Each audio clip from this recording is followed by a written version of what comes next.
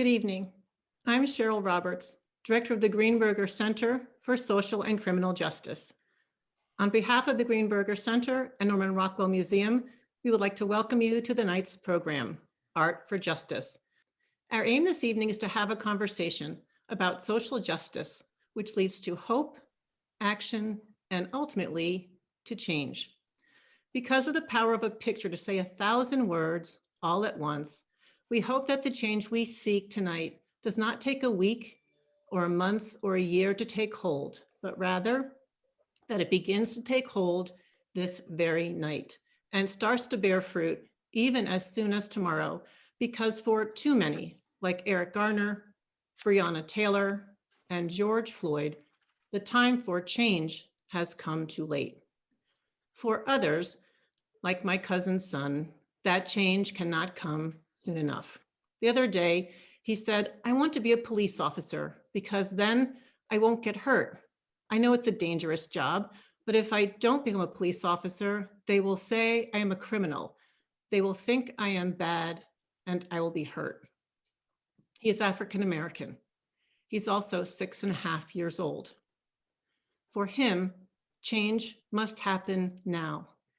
And that is where art comes in, because art has the power to change one's perspective, one's heart and mind in an instant. And there is not even one more instant to wait or waste. So tonight, as you will learn, Norman Rockwell's work opened the eyes of his time, just as Pops Peterson's reimagining of Rockwell's work is opening the eyes of new generations, just in the nick of time. I hope for all 6-year-olds. And now it's my privilege to introduce our panelists in alphabetical order, followed by our moderator.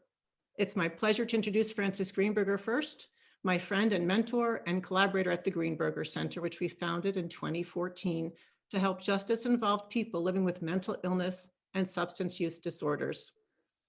Frances also founded Time Equities, a multinational real estate firm more than 50 years ago, and Art Only in Ghent, New York, more than 25 years ago. And among his other accomplishments, he is very pleased to be president of the board of New York Edge, the largest after-school service provider for public school kids in New York City. Laurie Norton Moffitt has been director and CEO of Norman Rockwell Museum for more than 30 years.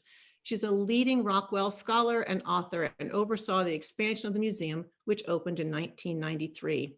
Since then, she has literally traveled the world representing the museum, including to Washington, D.C. in July of 2011, where she met with President Barack Obama at his invitation when Norman Rockwell's painting, The Problem We All Live With, was on loan from the museum to commemorate the 50th anniversary of Ruby Bridges' integration of her elementary school.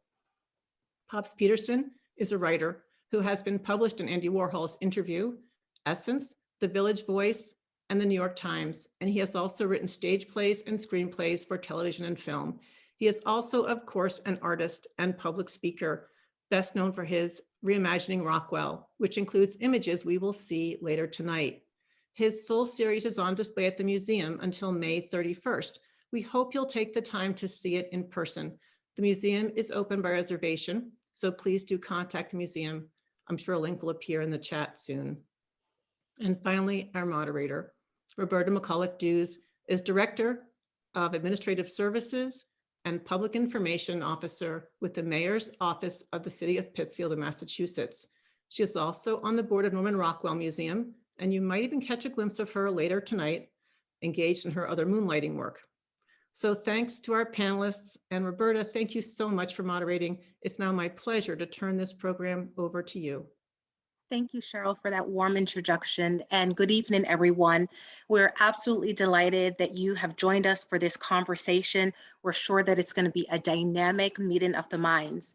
So tonight, as you heard, we're going to talk about art as it pertains to social justice. And boy, are there a lot of issues to talk about. I want to set the stage with the following statement, as well as a few questions for you to think about.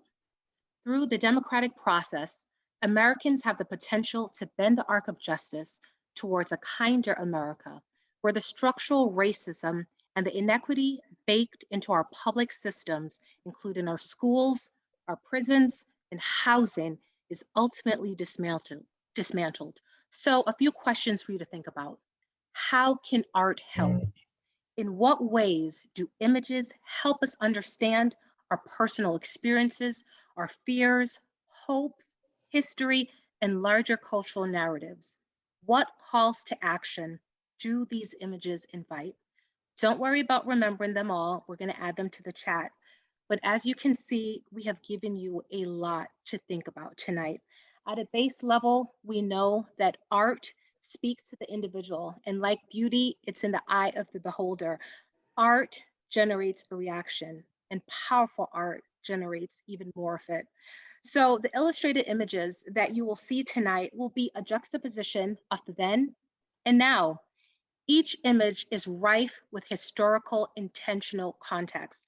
Norman Rockwell's illustrations for the Saturday Evening Post and Look magazine tell a very distinct story. Pops Peterson's artwork builds on this legacy of intentionality in a powerful way that speaks to the social issues of today. So tonight, we're going to center our conversation around 5 sets of images. With each set, we will have a few seconds to view them, take them in, and then we'll have some brief insights shared by Laurie Norton Moffitt and Pops Peterson. So I encourage you all to trust what you see, but also be open to more. We welcome your questions, your comments, your thoughts. So please, throughout the process or the order of operations of this conversation, add them to the chat because we want it to be dynamic and we want to hear from you. We welcome your curiosity. So now let's get started. The first images on the screen are that of freedom from fear and freedom from what? So let's just take a few minutes right now to take them in and look at the images closely and think about what you see and think about what you don't see. And then followed by our analysis, we'll hear from Laurie Norton Moffitt.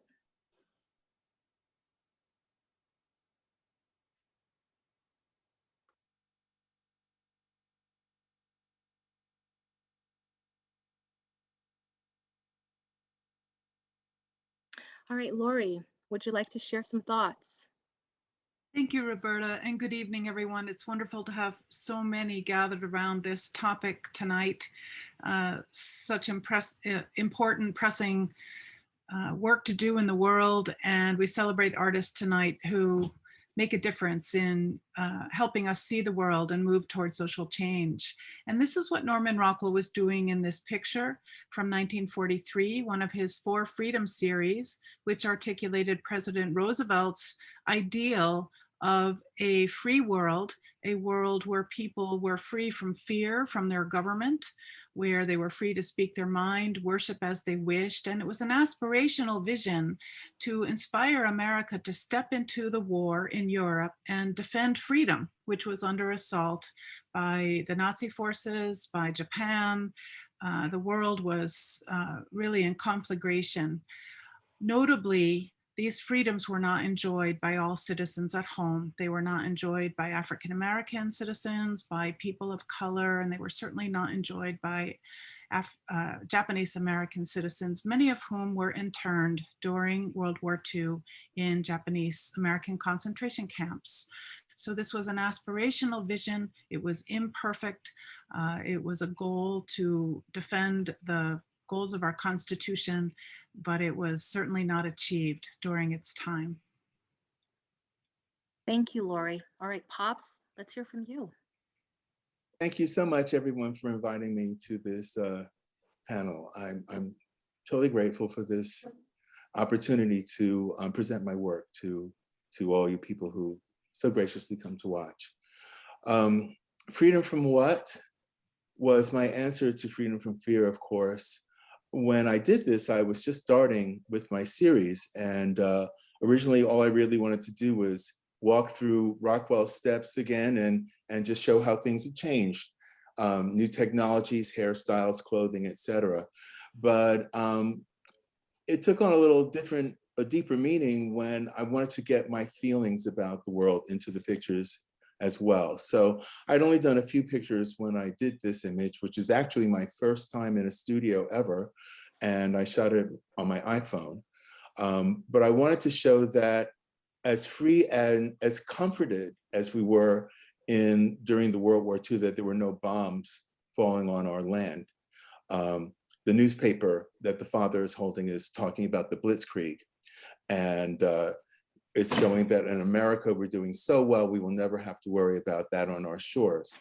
But I wanted to show that even now in other neighborhoods, maybe people don't have that comfort to know that everything is all right, and they don't have to worry every time they step outside their door. I have a different headline on my paper. It says, "I can't breathe," which were the last words of Eric Garner when I did this back in 2015. It really spoke to the police brutality and the inequity of the day. Last thing I ever imagined or wished for would be for this headline to come back into the spotlight, which of course everyone knows happened this year. So this picture has actually become one of my most recognized pictures. It's been widely published, it's in textbooks, it's been in the New York Times, the Boston Globes, etc. And it started me on trying to really make an impact with my work, and I've seen it as people will tell me how it moved them. Thank you, Pops. And I see that you are getting emotional, and I think that it's pretty hard not to get emotional as we think about what these images evoke and the meaning behind it, and especially the fact that we know that it's so connected to the reality that so many people within the Black community and so many others are experiencing. So it is a reaction that there are so many who would experience along with you. So, and I think I have a wonderful model in this image. Roberta McCulloch-Dews is the mother in this image.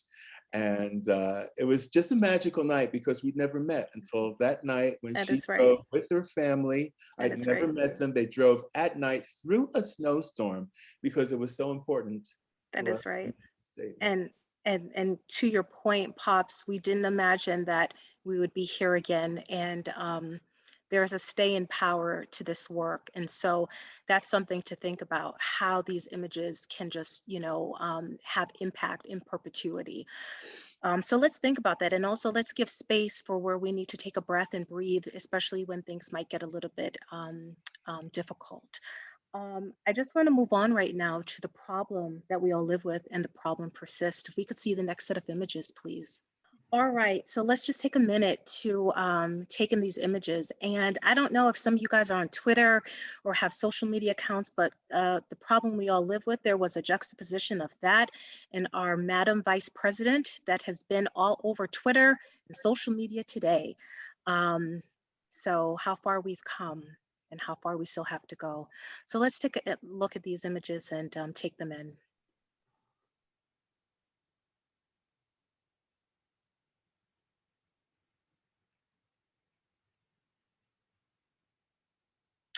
All right, Laurie, would you like to share some thoughts? Thank you, Roberta. The image on the left, The Problem We All Live With, was painted by Norman Rockwell to commemorate the 10th anniversary of the Brown versus Board of Education Supreme Court ruling that ruled that all schools must be integrated, separate was not equal.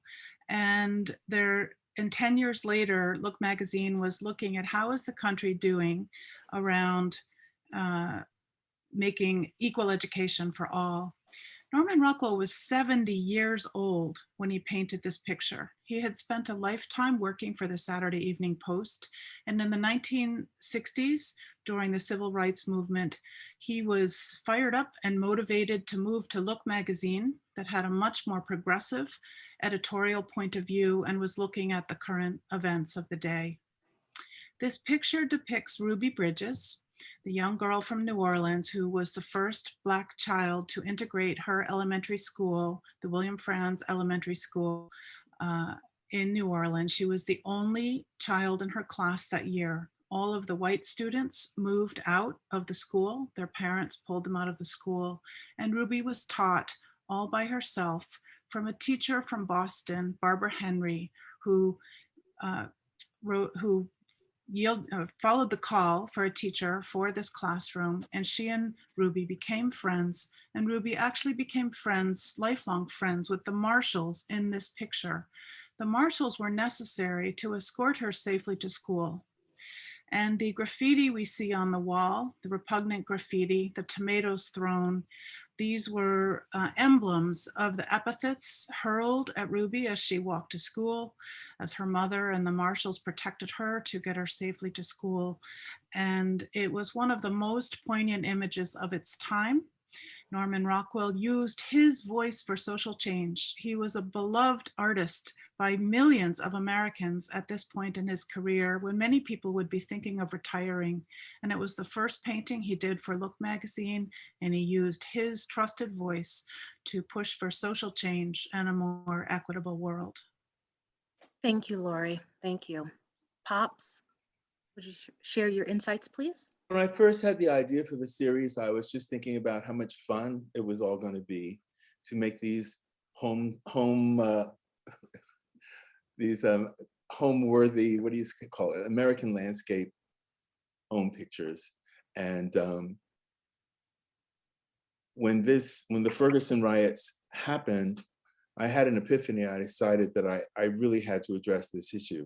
I knew that I had to do this image if I wanted to do a Rockwell series, and I was planning to find a young girl and have a white dress made and get some costumes and for the marshals and do something with it. I didn't know quite what, but it would be done in the studio.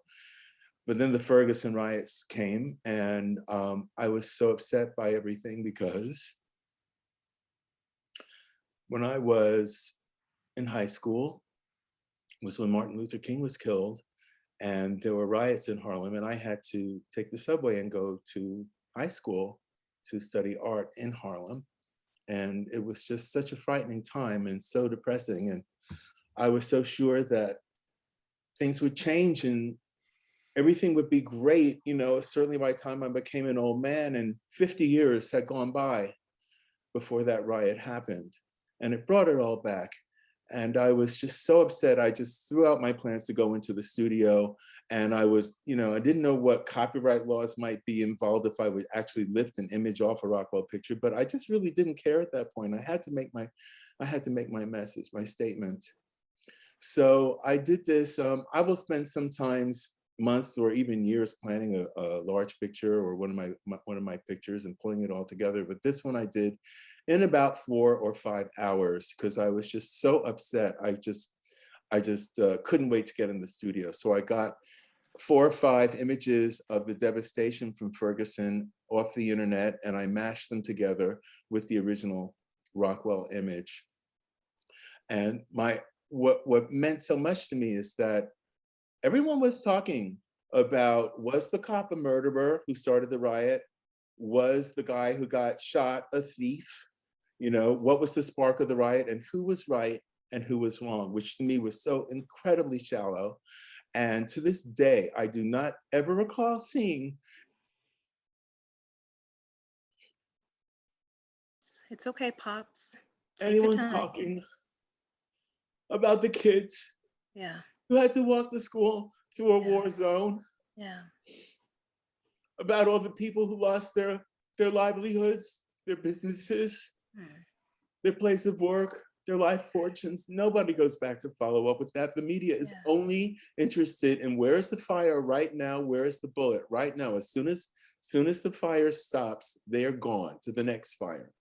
And I just wanted to show that riots will come and go, but. Oh, I think, Pops, and thank you again for your vulnerability. I think, you know, in both Laurie's analysis and, you know, the fact that in the face of such ugliness, we saw even the friendships forged with the marshals and little Ruby Bridges, and we see that humanity can shine through. But we also see that in the case of the problem persists, that the more things change, the more they stay the same. So we have a ways to go. But my focus is on the girl, because she's still going to get her. She's still going to get her education. Absolutely. You know, nothing's going to stop her. Absolutely, absolutely. And, I think that, again, the power of these images and the things that stay with us and the things that evoke the emotion. We do have another set of images that I'd like for us to turn our attention to right now. The runaway and the Stockbridge Fire Department. And, we are shifting our gaze toward a little bit of a difference here. So let's take some time to take it in, and then we'll have our analysis by Laurie.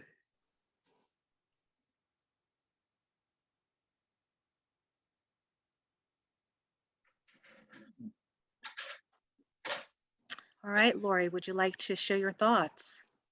Thank you, Roberta. When this picture was painted by Norman Rockwell and published on the cover of the Saturday Evening Post in 1958, it likely had very different interpretations and impressions depending on who one was in America. And certainly today that would be the case. I think many people would have viewed this picture as a young boy experiencing what so many children do when they get angry at their parents and decide they're just going to run away and they're going to strike out and be independent. And you see his bindle on the floor. That's the name of his hobo stick and bandana with his cherished possessions. And he has left home, and this was a time where he could feel safe doing so. And the policeman in this picture is kindly, and you see the very experienced older soda jerk behind the counter. They're looking at the young boy and they're remembering their own young dreams. And one has the sense that this is a picture of safety. There's pie in the pie safe on the wall, and they're probably giving him a piece of pie and convincing him that life at home would surely be a lot better than running away and exploring his dreams and his independence. The picture viewed from today, when police brutality and policing of Black Americans and white Americans can be a very different experience. And the idea that running away today could be safe for any child, I think is a very different life moment from 1958, 1960, when this was painted. So we're talking 60 plus years later. And there are timeless elements in this, but there are ways that our society has diverged in terrible, terrible ways, unsafe ways. And we are really dealing with a moment during the Black Lives Matter movement and a moment of many people, especially children and people of African-American descent, do not feel safe with the police. So I think this is an example of a picture that changes over time and is caught in a moment of time that wasn't safe then either for people of color. And it's an example where the published media of its day was featuring one side, one facet of America, and not giving attention and safety during the Jim Crow era and just the pre-civil rights moment that this preceded. Thank you, Laurie. Pops, would you share your thoughts? This is one of my earliest in the series. As I said, I wanted to just go around town and find the same locations and recreate what Rockwell did, just to walk in his shoes. And so I was very happy to do this because it's such a happy idea. I wanted to show the difference between then and now, and that in Stockbridge, we do have here and there people of color.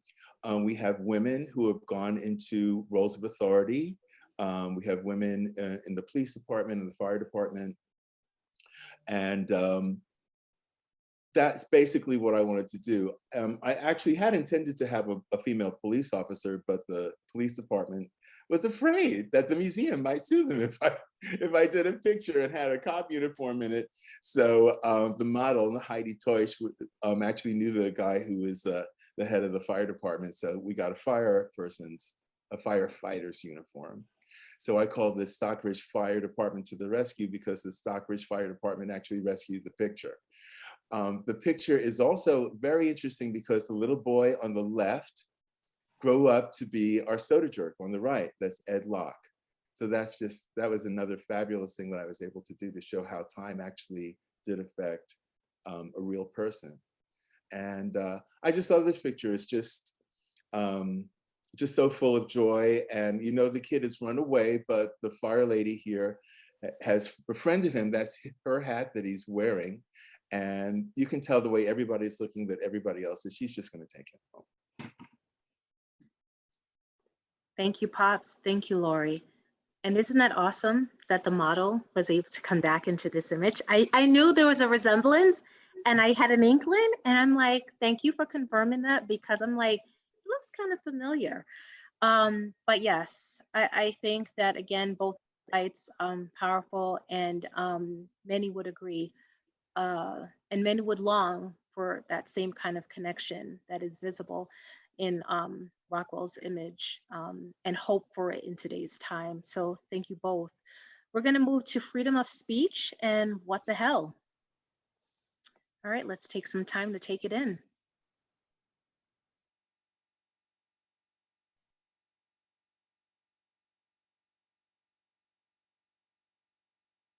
All right, Laurie, you're up. Thank you, Roberta. This is one of the most symbolic, emblematic of Norman Rockwell's works. It was published in 1943 in the Saturday Evening Post, and illuminated one of President Roosevelt's ideals that freedom of speech would be preserved for everyone, anywhere in the world.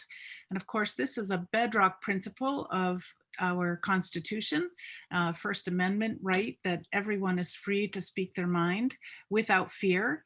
And in this picture, I just would like to point out the cameo appearance of Norman Rockwell in the far upper left. You see just his eye peeking out.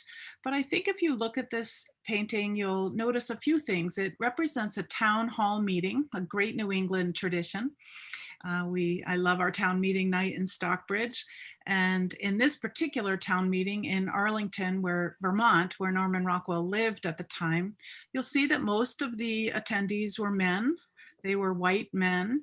Most of them are in their business suits and white shirts and ties. And the speaker is clearly portrayed as a working class man. You see he was a mechanic. You see the grease under his fingernails. You see his plaid shirt. You see him standing in a very Lincoln-esque style, where one of Norman Rockwell's heroes, President Abraham Lincoln, where he stands up to speak his mind.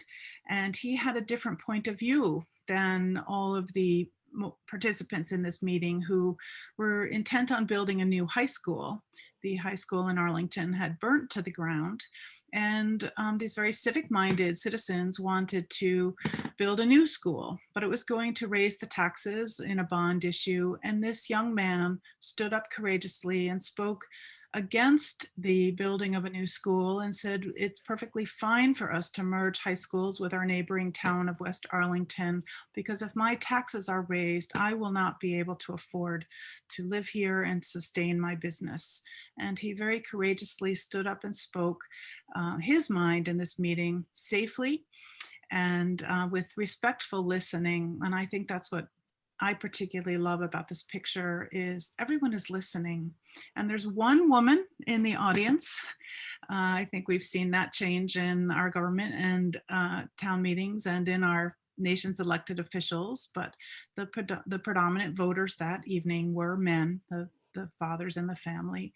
So times have changed, but the core bedrock principle of our nation, our First Amendment rights, are expressed here in freedom of speech. Thank you, Laurie. Pops, you're up. That is a great story, Laurie, which I had never heard, and it was beautiful. So thank you for that.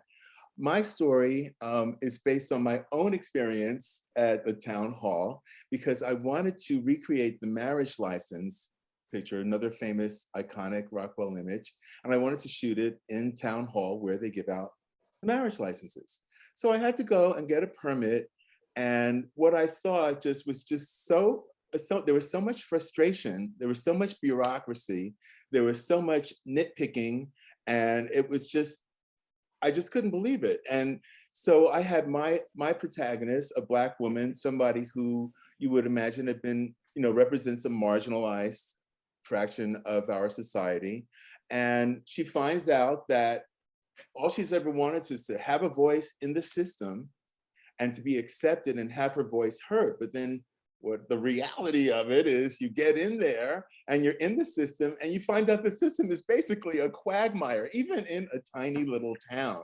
So many people take this mean other, more bigger things. So like she is like a Black woman just representing all Black people going, where is mine? Where is my justice? Where is my freedom? Where is it? That's what many people take it to mean. And actually, I do mean that. But the reality of it is like, this is a system. I've been waiting to get in the system my whole life. And here I am. And it's like, this? I can't believe it. What the hell? So that's the story. And these are all my friends. Everybody in my pictures, basically, they're all local people. So this is one of my first big productions with lots of people. And they were all so happy to come and help me make this a reality. So I just got to thank all my models again for all the encouragement. Everybody, it's just been wonderful in this series. Thank you both. So I'm impressed because we went through our analysis like with lightning speed. So kudos to both of you, because you gave both thorough, insights into the images. But now we have reached the point of our conversation where we really want to have a discussion. And I want to pivot a little bit back to some of those questions we asked in the very beginning. And we're also going to have an opportunity for the attendees to weigh in as well. But I'd like to open up the questions to the panel. And we can start with, how can art help? And, we have the follow-up question that said, in what ways do images help us understand our personal experiences, fears, hopes, history, and larger cultural narratives? So there's a lot to unpack, but if any of you want to tackle one question, be my guest. I would like to speak Here, from my Francis incredible speak. experience. Laurie, you want to go first? No, I wanted to invite Francis to offer some perspective, since you and I have just had a moment to share about the artwork and maybe ask that question of Francis. And absolutely, Francis, we'd love to hear from you. I think we've seen it just in tonight's discussion and in Pop's work, and it expresses all kinds of things that in our normal lives we might not fully understand. One of the things that was expressed tonight as a result of understanding and looking at these works of art, both Pops and Rockwell's, is we talked about this previously. One of the things that Brian Stevenson says about changing the world is that you need to get up close. You have to get close to the poor and the oppressed, and in a way, this transforms us, takes us into that picture. If we think about the one where the mother is looking at the father, and the father's, she looks sort of at, in the Rockwell picture, the mother's looking at her children and the father's kind of sort of proudly and securely looking over. But in Pop's picture, the mother is looking at the father with sort of anxiety and wondering or feeling his fear, and he's looking out the window and feeling a sense of ominous about what's out there. So by being close to these individuals, in a way you could say oppressed by racial bias, we understand their experience in a different way than we might on a more abstract basis. And I think that one of the things that's occurring in the narrative generally today is that we're not only understanding how the history of bias has affected the sort of daily lives and the education, the practical aspects of people who have been oppressed, but also the emotional toll that it is, of course, exerted on them. But that wasn't always evident as people thought about it and talked about it in the past. So I think there's so much coming out of these images that that really informs and transforms our experience and understands in greater dimension the effect of the oppression and how important it is to change it. That's a good point, Francis. Thank you. Absolutely. I guess I'm a little bit biased because I was in Freedom from What, and the whole posture, even my posture is that of I'm uncomfortable, right? And I'm on edge. And I think many of us today, when we think about the social issues that are at the forefront, we're always on guard. We're always on edge.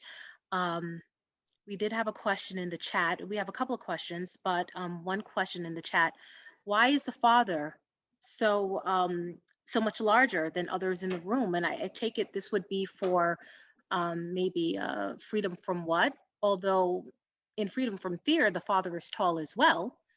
Pops, was that intentional to make the fathers the similar height and heft? Well, in reality, that was an NBA player, so he's tall, you know? That's Eric Williams. He used to play for the Celtics. That's the answer. Okay, there you go. And that man is not my husband. He's a model. He is a stand-in. Your husband's in the last picture we're going to see later. Yes.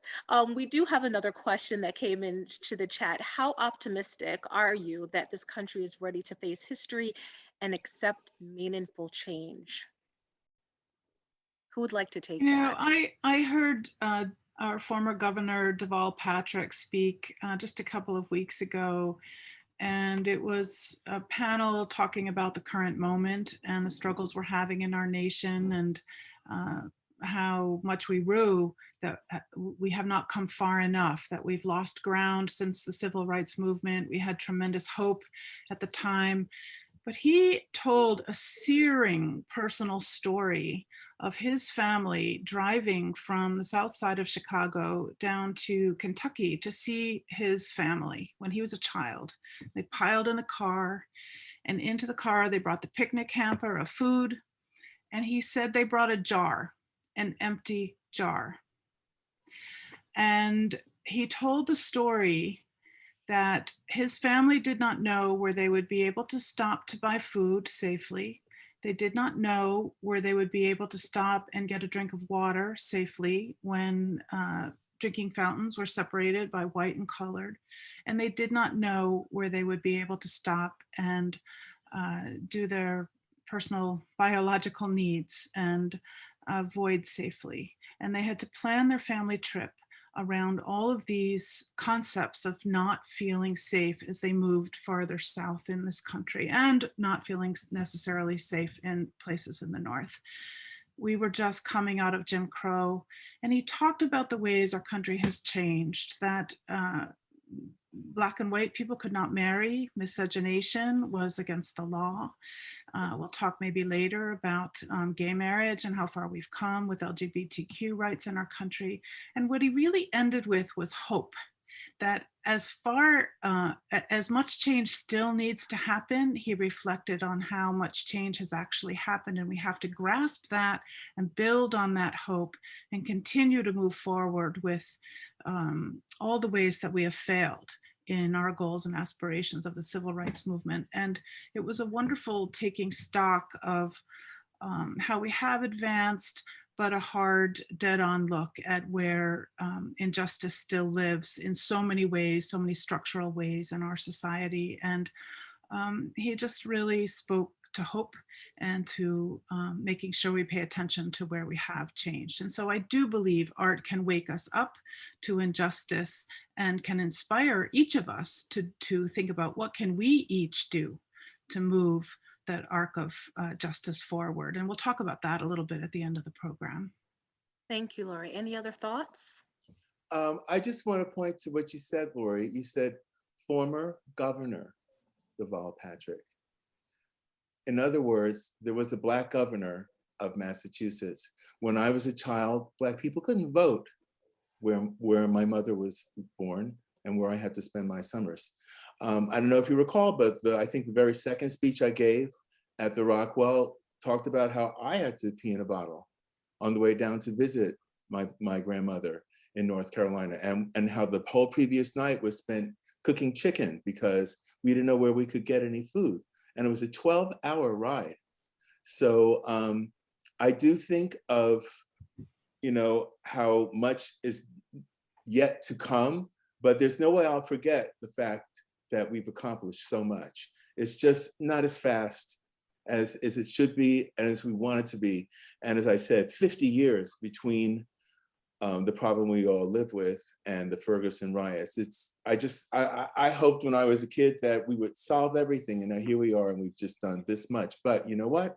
It's better than nothing. We are definitely moving forward in this world. And Pops, to your point, 60 years later, we have Vice President Kamala Harris. Yes, absolutely. So, we do have to note the markers of progress as Right. well as how far we still must go.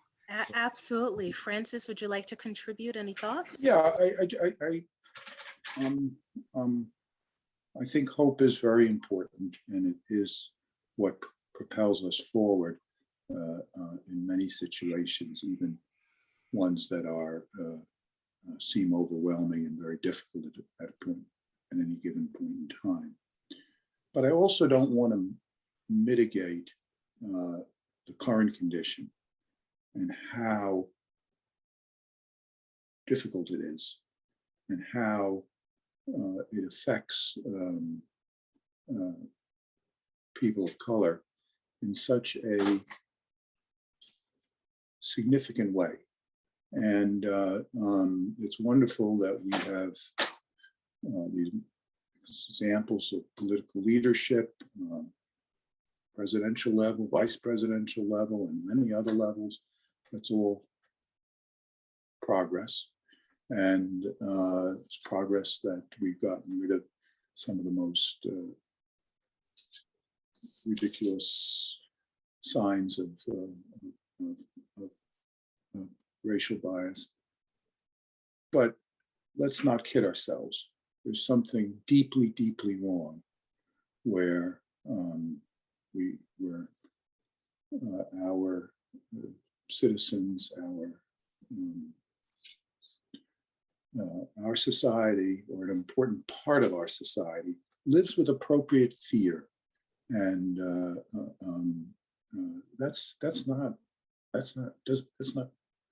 can't begin to be okay. And I'm just afraid if we congratulate ourselves on important progress, but that we lose the moment and a real understanding of what's going on. And we have so many tragedies that we talked about tonight. We have more tragedies. The Asian community, bias against the Asian community goes back into the 1800s. A lot of people don't even know about it. Just as many African Americans were hung, so were Asian Americans, much in the same way. So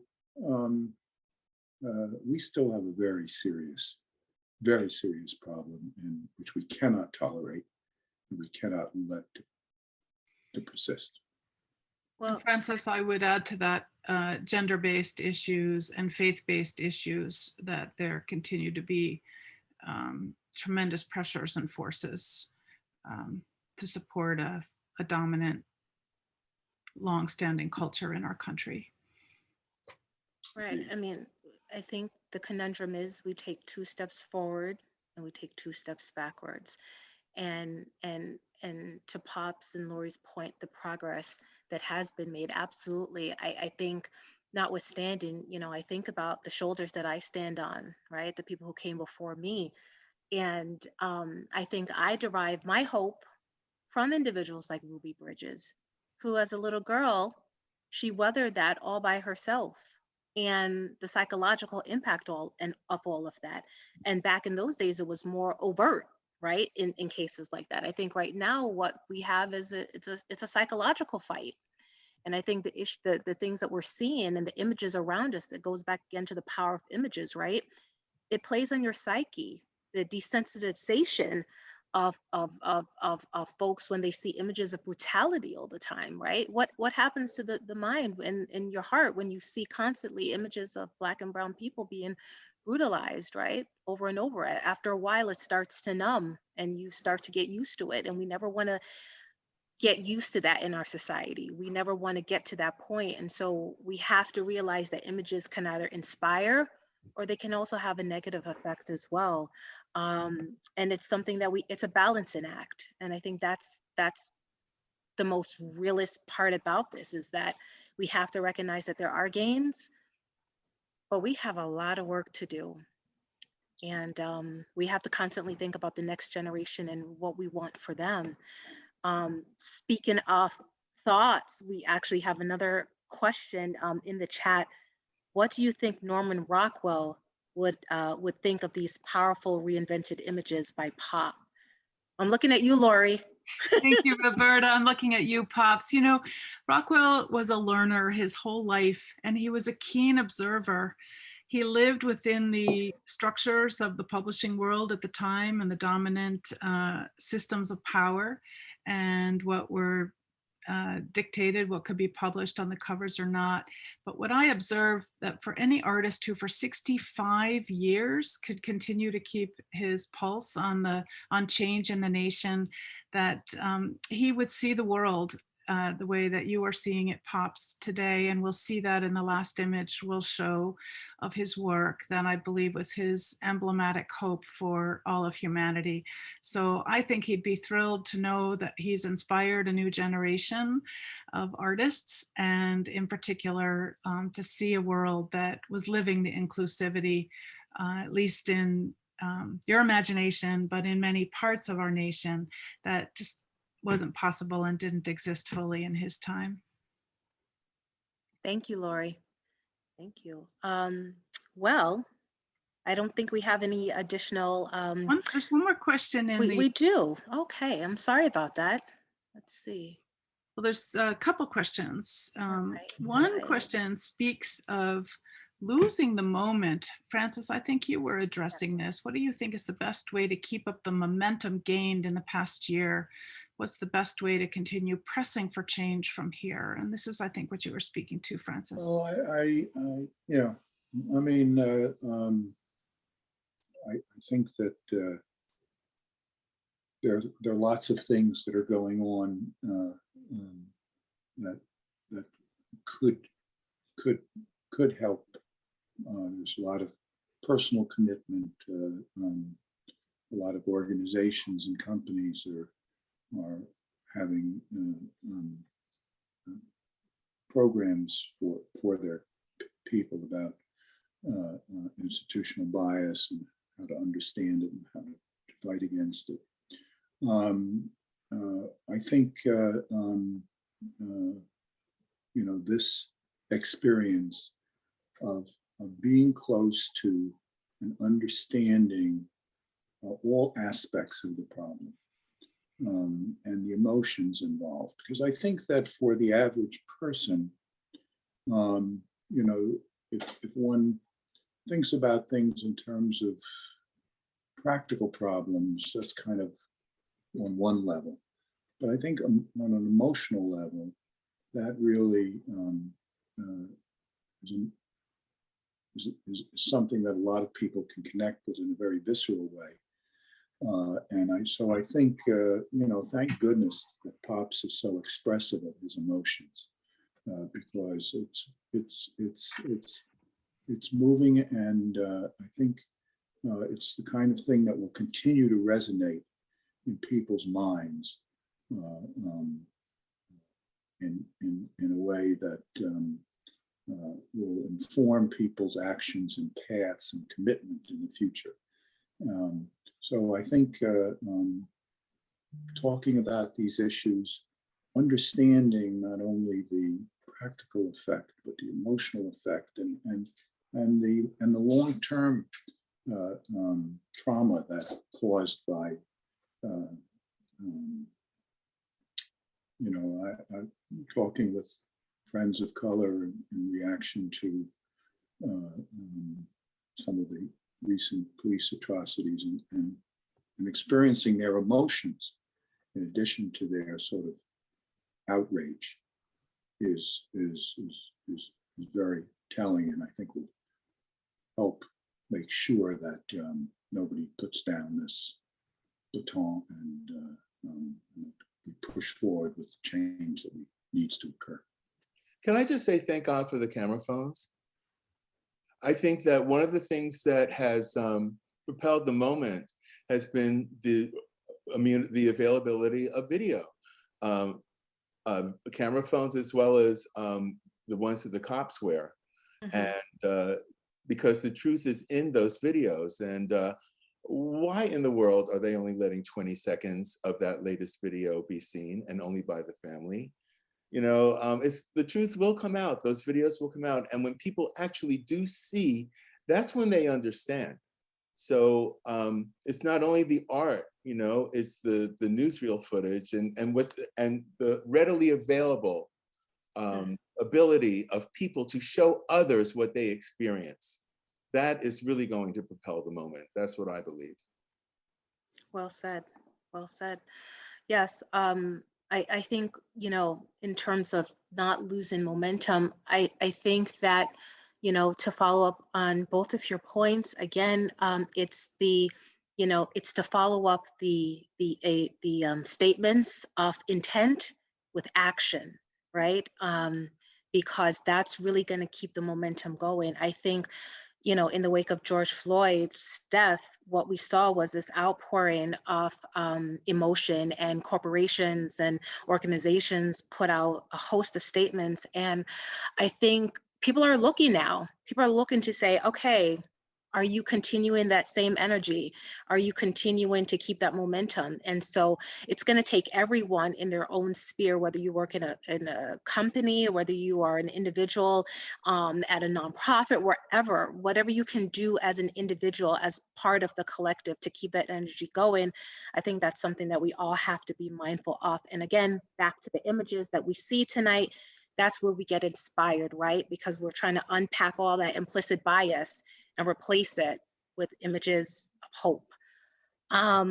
We have so many questions, so I do want to be mindful of the time, but I also know that folks have some really great questions. So I do want to speak to this last one. It says, can the panelists speak to the impact of Pop's images of racial and criminal justice, specifically thinking of power of the images when shared on social media by millennials and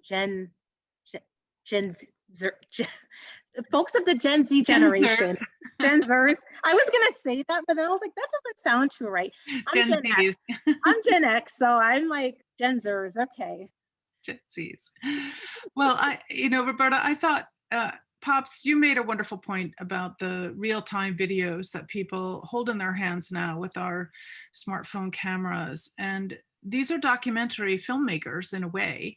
And it speaks to the power of images, whether they're curated, crafted, artfully thought through images like you're making or Norman Rockwell made, or whether they're extemporaneous viewers chronicling a moment. We know that the tragedy of George Floyd's death woke this nation up in a way that the nation had not awakened for decades when similar kinds of killings were going on, but invisibly and in communities and not making national news. And without the video that we each searingly saw, this nation might not have moved in the way that it has. And as you point out, Roberta, we have to keep feet to the fire and ensure that that moment is not lost. So I think the power of images to motivate action, whether it's inspirational images of hope or whether it is just the searing images of despair, such as one of Norman Rockwell's paintings that you can see behind my head, Murder in Mississippi, probably his most despairing picture, when civil rights workers were murdered in Philadelphia, Mississippi. We have these terribly low moments, and then we find hope and resilience and determination and will to make things better. Well said, Laurie. Well said. I think these documents also are very important, you know, as we just come out of a period under the prior administration where the narrative was contrary to reason and facts. Mm-hmm. And that is a very, very distorting experience. I mean, it wasn't the first time, you know, the Russians and other people have been using propaganda for, you know, decades, for 100 years. But it was the first time we as Americans, or at least first time recently, that we experienced it. So on the one hand, when we talk about Gen X, we have these younger people in our society who lived through this period of irreality where, you know, 2 was made to be 5 and 5 was made to be something else. So the importance of these images and the truths that they document is to fight this false narrative, which was perpetuated by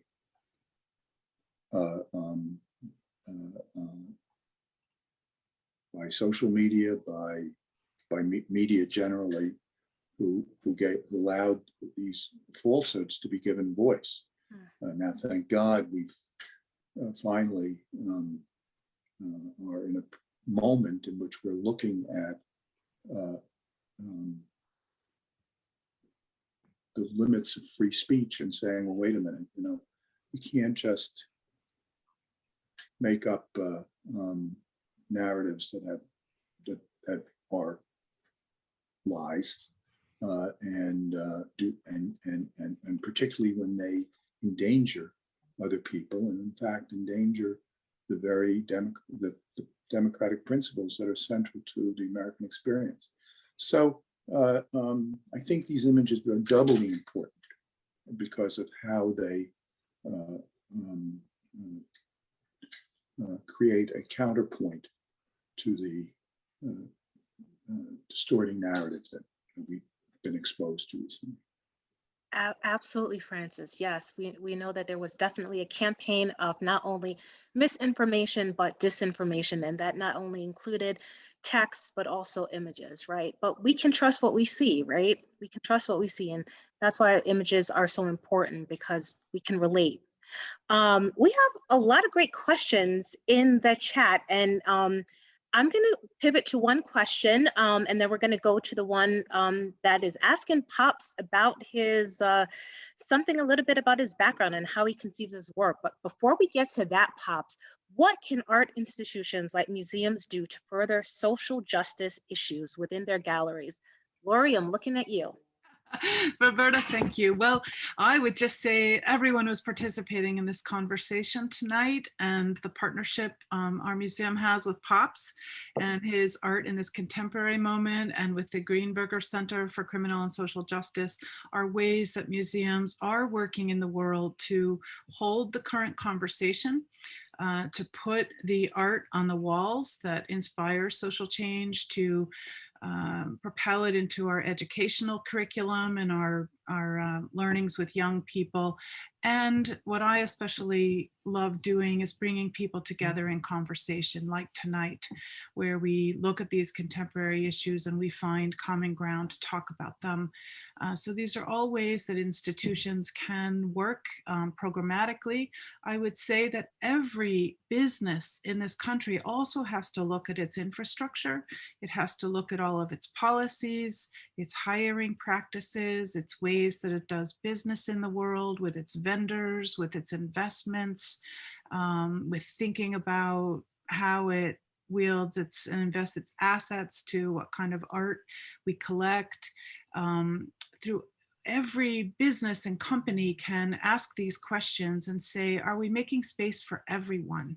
Or are we living within the structures that have been the dominant structures that not only we're most comfortable in, we're just maybe not even aware of stepping outside of those boundaries because it's the way we've always operated. So we must ask questions all the time about, are we making place in the world, in our systems and structures, actually going beyond, because it's very hard to push past the inertia of a system that has been in place for a very long time. So there's a lot that organizations can do, museums and all kinds of art organizations, but truly, literally every business.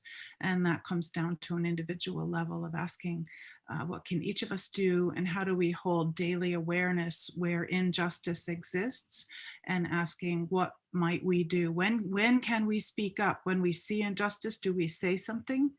Do we tolerate the remark a friend makes that shows prejudice, or do we find the courage to find a way to stand up to it and invite another perspective, or to say it's not acceptable to me to hear, someone talk in that way? So there really is a lot we can do, even though the systems can be very entrenched and have wielded power for a long time.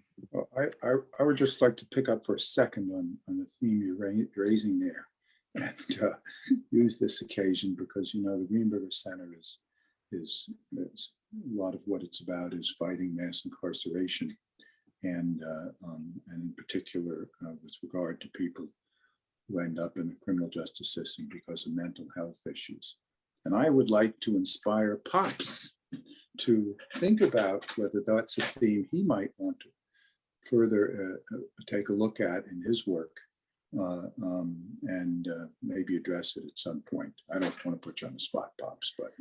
Well, Francis, that's like the perfect segue, because we had two questions asking Pops about, does he want to teach others who want to do social justice art?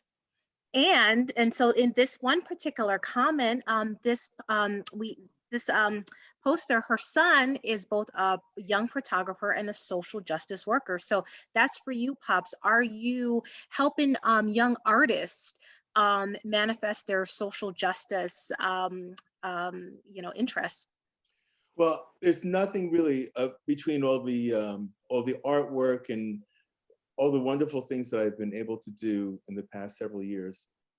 I've never enjoyed anything more than speaking to young people in schools and inspiring them to express themselves. And not only that, to recognize and appreciate the sacrifices and actions of all the artists who have come before them through the decades, people who, without them, we would not be here.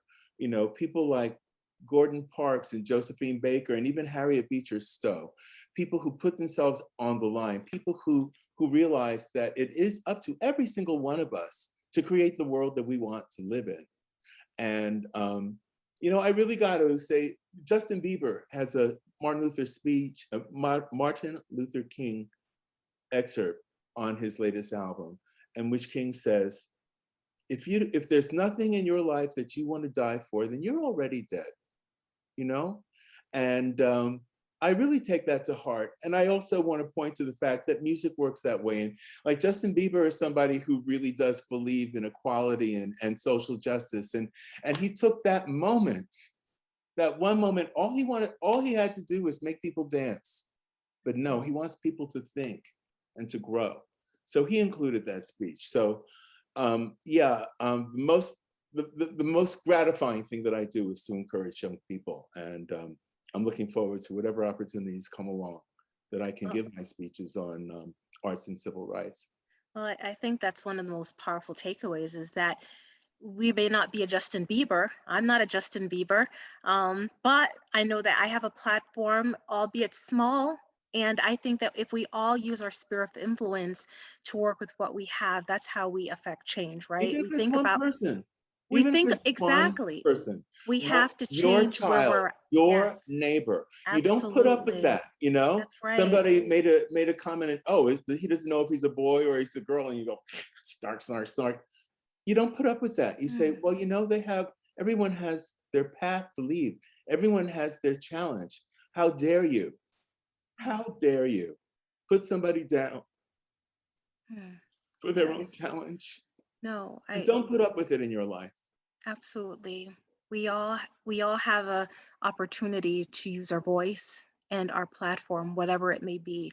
Um, Pops, I do have one more question for you, and then I think that's going to round out our questions. But just talk a little bit about how you conceive and produce your art, the technical part of your artistry in terms of your medium and your models. What is the intention and the rationale behind your decisions? Well, as I said, with this series, I wanted to make painting photos because I'm into digital. I'm digital. I can't do the oil thing. I mean, I studied it, but digital is just so much more easy and affordable, and you can circulate it better. And also you can give away your painting and still have the exact same painting. So I like to do digital. And Okay. the technique, you know, that's something that really only other artists or photographers would really understand. But what inspires me is the world. For instance, I have a really good friend. She actually is my assistant in the salon, and she's Japanese. And she came in just so upset about all the violence against Asian women at that point, but Asian men and women that's happening today, and I could see the fear on her face, and it really struck me. So my new picture is based on that fear. And I Okay. wanted to show, just like freedom from what, Okay. how it internalizes in everybody's, you know, in your daily life. You know, it's not the act of violence that's so important. It's outrageous, but it's wrong, but that's not really where the change happens, I don't think. It's when you realize that somebody, when they're walking home by themselves, they might have to hold their keys in their hand because there are people coming up behind them and they're afraid. So this is in progress. This is not a finished work, but I felt that, you know, and I saw that in my mind. And people are responding very well to it. When it's done, I'm going to be very proud of this. This is actually, you know, I've got the Rockwell style of presenting a picture, but this is actually inspired by Munch's Scream. So yeah, I never know when the inspiration is going to come, but when it comes, I know exactly what I want to say and how to say it. And that's what every artist needs to do. They have to, you know, visualize their own heart. Perfect. Thank you so much, Pops. We're At going this to time, do one more picture. we're going to close it out now with the golden rule and freedom of faith. All right.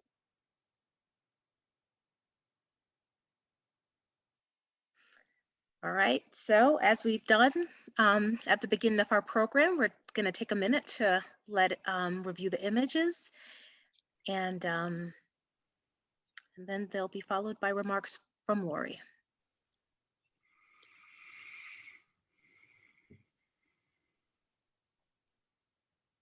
All right, Laurie.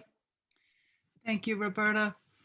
This image, published in 1961 in the Saturday Evening Post, is really the arc from Norman Rockwell's Four Freedoms to a work he worked on to try to portray the ideals of the United Nations and a world at peace following the war, to the beginning of his civil rights movement works. And here he is portraying a world at peace, representing all races, all ethnicities, all religions. There are many, many kinds of prayer symbols in this picture. A Torah, a rice bowl, rosary beads, different headgear.